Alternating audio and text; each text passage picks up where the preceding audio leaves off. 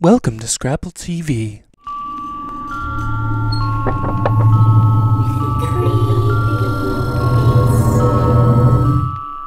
Hi, it's Joe Pincushion. Welcome to Creepy Basement, and this week we have the amazingly talented Dave Deneen. Hi, Dave. Thanks for coming to my creepy basement. Thanks for having me in your creepy basement. It's very nice here. Do I get to leave, or am I going to just wind up walled up? No. Let's talk about one of my favorite things that you do, Mr. Dead Guy. How many years have you been doing Mr. Dead Guy?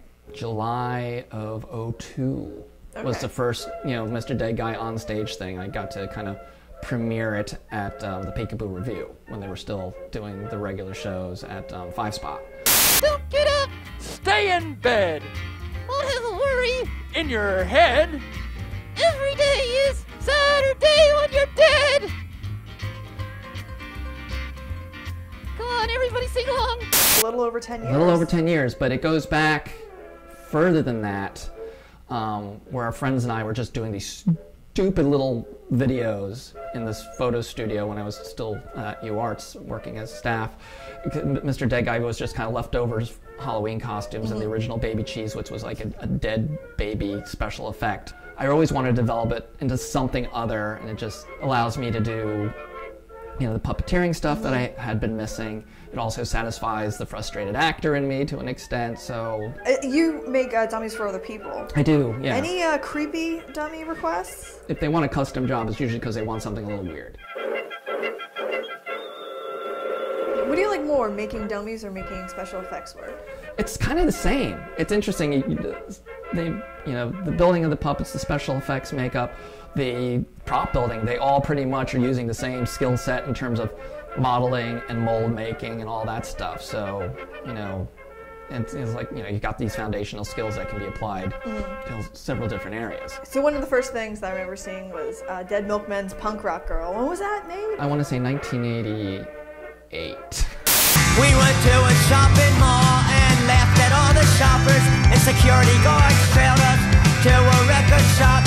We asked for Mojo Nixon, they said he don't work here. We said if you don't got Mojo Nixon, then your store could use some fixing. And that was actually, I think, the second time I worked on a Dead Milkman video, because I had also done Big Time Operator, and I got that job through a DP who had shot it, who I worked on a Columbia student grad film, and I was doing special effects, so they had to have a Frankenstein Elvis concoction and some laboratory specimens and things like that. So he recommended me to the Dead Milkman director, and that's kind of how I got in there. Get around me, everybody! Let me tell you who I am.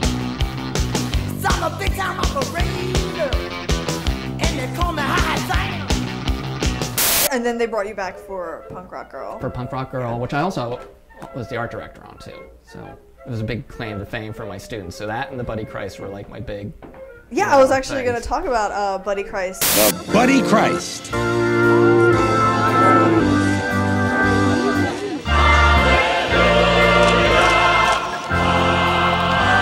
So how did you get that gig?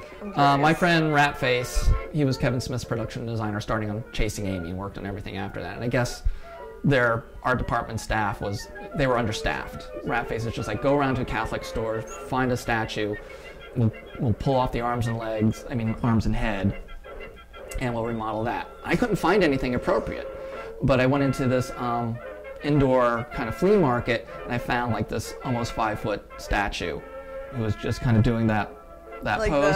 the welcome pose. Yeah. The standard Jesus pose. Yeah, and it's like, well, it's $300. And Ratface is like, $300? Get it. So I got it. The arms came off really easy, but I did have to saw off the head. So, how did you come up with the facial expression? Would you wanted them more welcoming, or did you come up with that? Well, in the script, it's described as, right hand pointing, left hand thumbs up with a wink and a smile. So I had my friend take a Polaroid of me in that pose, so I modeled it after myself. So next time you look at it. So what else are you working on right now? I know you're a big fan of Edgar Allan Poe. Yes, I'm working on what hopefully will be a series of 3 films, stop motion animated films, and the one I'm working on currently is The Telltale Heart. Have you decided what other 2 stories? Yeah, I want to do Fall of the House of Usher But I Good think I'm going to choice. start it from just as Madeline's being interred. Okay. And the strange case of Monsieur Valdemar, just because the way, once they bring him out of the hypnotic state and his body just corrupts, I think that would be really fun to do in animation. Well, thank you so much for coming into my creepy basement. It was awesome talking to you about your wonderful career, and I hope to have you again. Thank you so much for having me. I enjoyed it.